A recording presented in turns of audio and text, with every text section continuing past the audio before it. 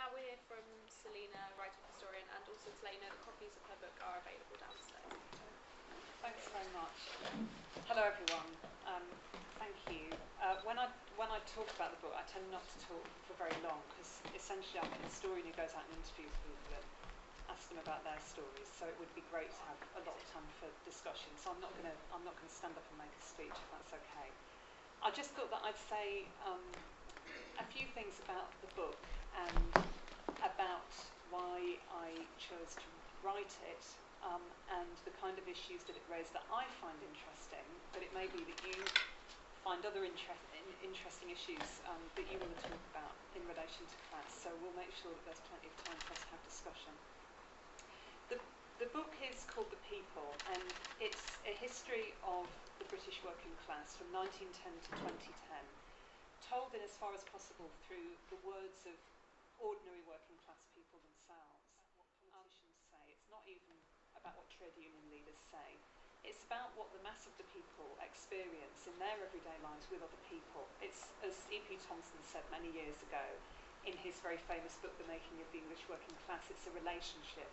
And it's a lived relationship, and it differs according to context. And one of the reasons that I wanted to write it was because I felt that the kinds of histories that had been written about the working class tended to fall into two groups. There was a kind of academic group of histories which tended to be about labour activism and tended to focus on men and tended to focus on trade unions. And then there were kind of more popular histories of the working class which have been really popular in terms of selling books and selling TV programmes, which are about everyday life and which often focus on women, actually, because they tend to read a lot of books and they tend to watch a lot of telly. And if we think about things like histories of homes and things like that that have been on TV, they very often focus on ordinary working class life.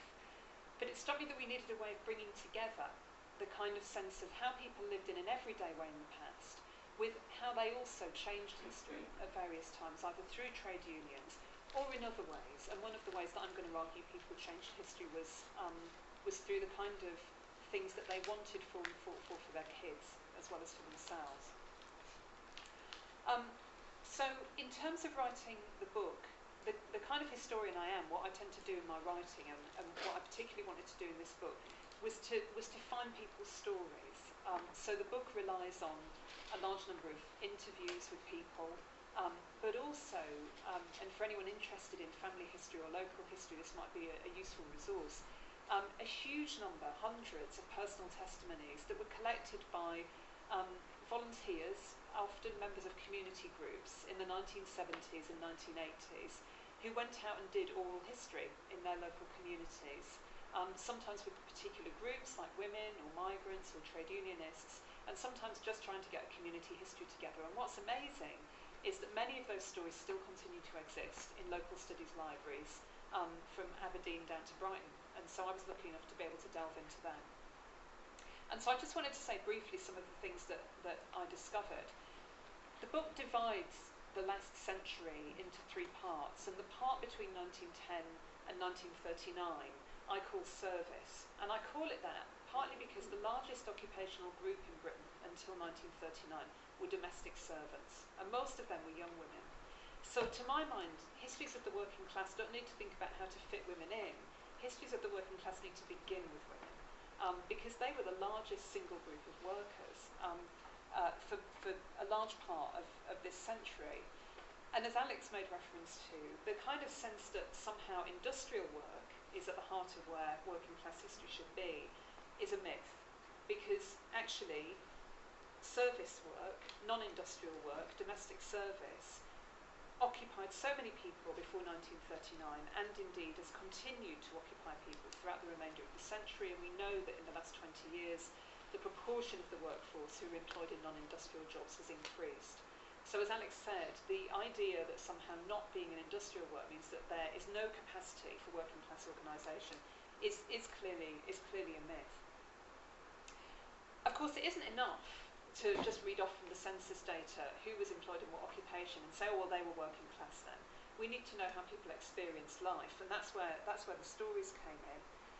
And what was very clear to me was that the lives of domestic servants were very different to the kind of deferential, biddable lives that we're often asked to swallow whole in TV depictions of domestic servants. And just to give you one example of that, which I used in the book, Winifred Foley, she left her home in a small mining village in the Forest of Dean at the age of 14 in the late 1920s to become a domestic servant. And class consciousness, really for her, as for many young women, came at the age of 14 with the knowledge that not only did she have to leave school in order to help her family make ends meet, but she had to leave home because the only form of employment open to her was living in her employer's home as a servant. Now, one of the things that employers tended to get very agitated about, employers of domestic servants, when they wrote to newspapers, as I'm delighted to say they did on regular occasions, to complain about servants and how bad they were. One of the things that really agitated them was the kind of sense that however much they tried to either treat their servants kindly or, as was more common, to repress them by not giving them quite enough food or paying them very low wages and not allowing them to take days off, was that however much they did this, their servants still seemed to be able to find ways of being defiant and really rebelling against the kind of circumstances that their employers sought to impose on them. And increasingly, servants simply rebelled by leaving a job if it didn't suit them and going to work for a different employer. And they could never really work out where this defiance came from. Of course, what they forgot, and I think what many historians have forgotten, and I think indeed what many politicians forget if they just look at the work that people do, is that people aren't just workers. They're also daughters, sons, brothers, sisters, mothers and fathers. They're members of families and they're members of communities. Winifred Foley, for example, was the daughter of a miner who had struck in 1926 in the general strike and had found it very difficult to get work since. That was one of the reasons why he and her mum needed her to leave home at an early age. And she recalled that as a massive defeat, but also as a great show of working class defiance, reminding us, I think, how important those kinds of collective memories are to people as they seek to make sense of where they are and how their circumstances might change. Winifred Foley was finally able to leave domestic service in the mid-1930s, at a time when she was, at that point, on the outskirts of London. It was a time when department stores and cafes and all kinds of things which serviced the new middle class of London were beginning to spring up, and she got a job in a Lyons tea house, which was very low pay, but as she said, it gave me freedom. She was able to get a room of her own in a lodging house. She talked about her last day in domestic service as being one where she washed up the pots and pans for the last time and sang the red flag under her breath, and she said, and I thought of my dad and all those miners, and I thought, this is for you. The second period of the book, which looks at 1939 to the late 1960s, I called The People. And I called it that because this was a period of near full employment and of a welfare state, and it didn't ameliorate people's conditions completely. And that was one of the things I really wanted to bring out in the book. If anything, that period of the book is the one where I really tried to smash some of the historical myths that I feel politicians really exploit. And one of those myths is that it was an age of social mobility, which we've lost due to the demise of grammar schools. In fact, of course, less than 20% of people ever got into selective secondary schools, and most of them were not from working class backgrounds. Those who did attend grammar schools from working class backgrounds tended to leave at the earliest opportunity, feeling very alienated by the experience. The other myth is that somehow that society worked completely for people, which is a very important myth to challenge, I think, because it suggests that somehow a class-based society could work if we just had slightly less inequality than we've got right now. And actually, if we read people's stories and we talk to them about that past, what's interesting is that people have the capacity to remember what was better about that past, and there was a lot that was better. Having security and knowing that your kids might have a job to go to was indeed a lot better than what those people now see happening to their grandchildren. But at the same time, they do talk about the continued insecurity, the need for endless hours of overtime if you were going to buy the supposed good things in the never had it so good society, like holidays, like cars and so on. And they also talk about having to fight all the time to make sure that wages were continually improved through strikes, for example. It came really out of the Second World War, and the fact that for the first time the political elite really had to wake up to the fact that they really needed ordinary people's labour if they were going to have any chance of survival. And that new kind of collective bargaining power was something that working people exploited in very, very positive ways. And I always remember the story of a guy who we interviewed for the book called Frank Gogarty. Frank was a soldier in the Second World War. He came from Warwickshire. He'd left school at the age of 12, and he was a car mechanic in Coventry when the war broke out. He was married, and they were expecting their first child. And again, another myth is somehow that everybody just, signed up in 1939, and that, if only we had a patriotic working class these days, things would be a lot better. Frank wasn't. He said, God, his regret to his dying day, and he died earlier this year, was that he hadn't got himself into a reserved occupation, because he said, I just was terrified about going off to war, because we just got to the stage where we were renting our own home. And, what were they going to do for us? They'd done nothing for us in the First World War. I didn't want to go and fight their wars. This was a guy who didn't consider himself particularly political. He never joined a trade union. Anyway, Frank was eventually conscripted in 1942, and he spent the next 5 years kicking his heels in an army camp outside Bournemouth. But even for him, for whom the war in a way was a really boring interlude, one of the things that really lodged in his mind was the publication of the Beveridge Report, which promised this new kind of welfare state. And Frank said, the promise it made was for cradle to grave welfare. And I just thought, if we can bring this about, this will be a real change for the better. And so he brought it Labour in 1945, and he was very glad that he did. The final section of the book, The Dispossessed, looks at the period from the late 1960s up to 2010.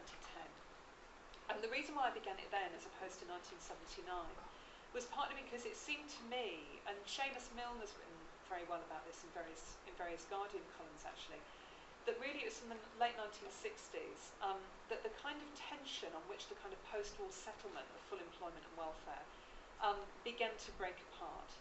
And it's where I think we have to be very wary about those who want to lead us politically and suggest that we need leaders.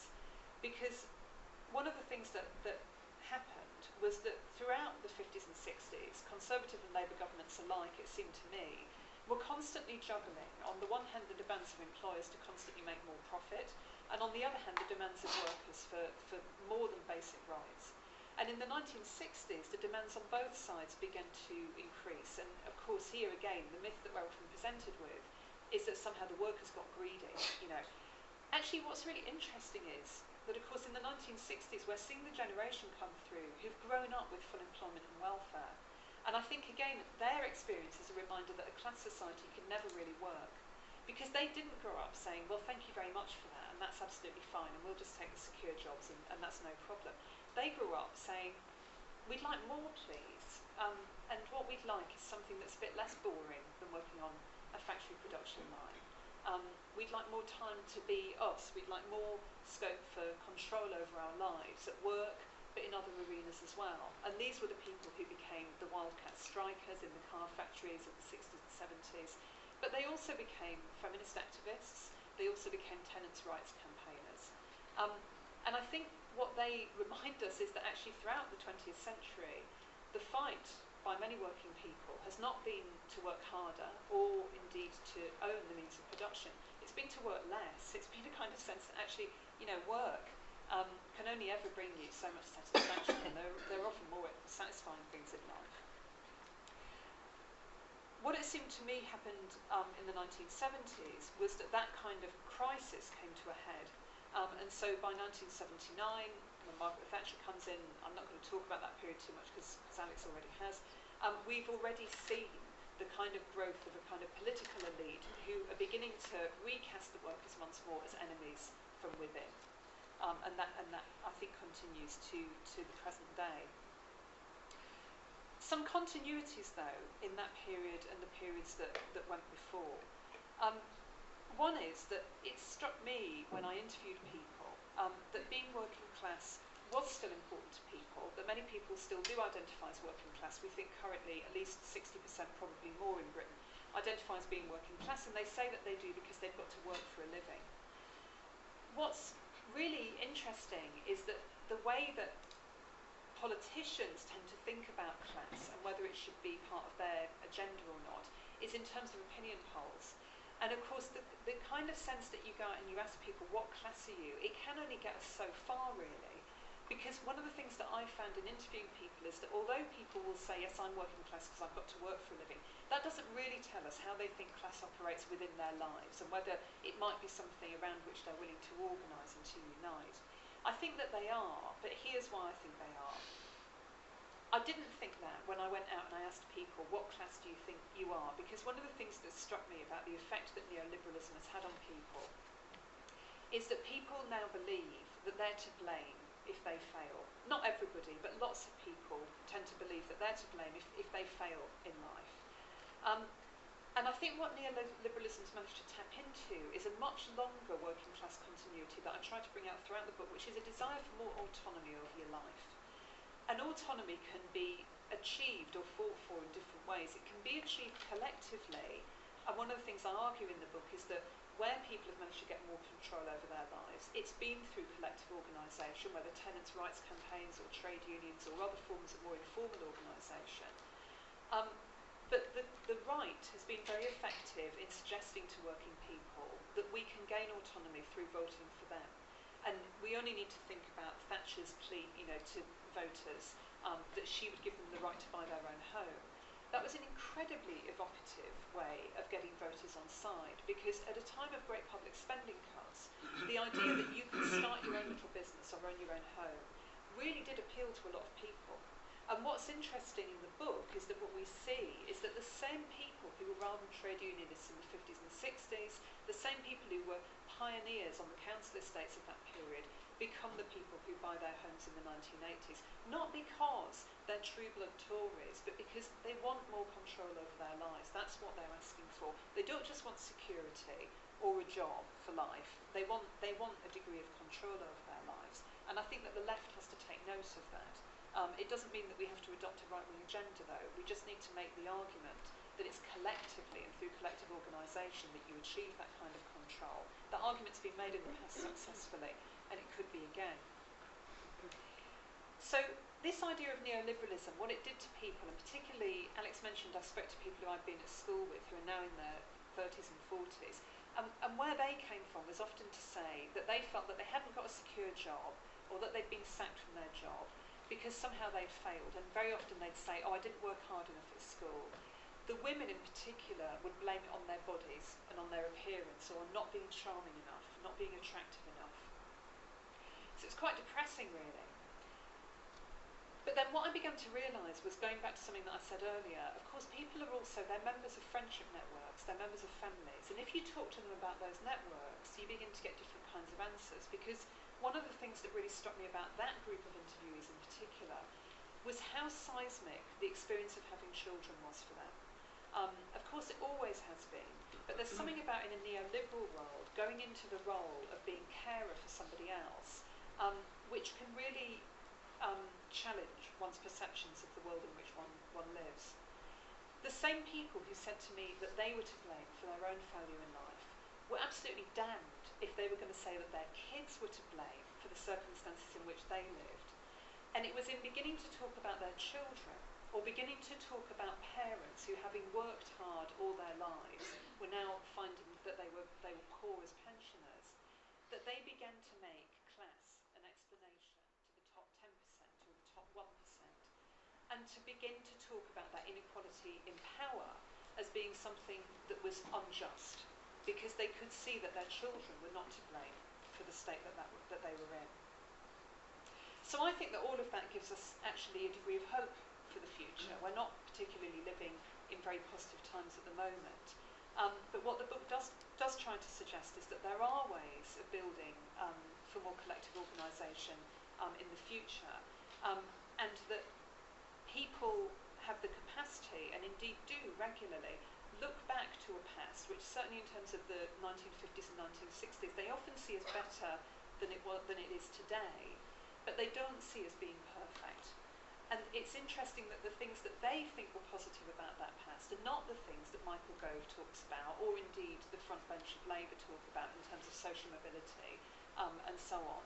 What they talk about is the sense of having more control over one's life, of there being a sense of community in the past, podcast, but also of there being the potential to imagine a different kind of world that might be about rather more than just working for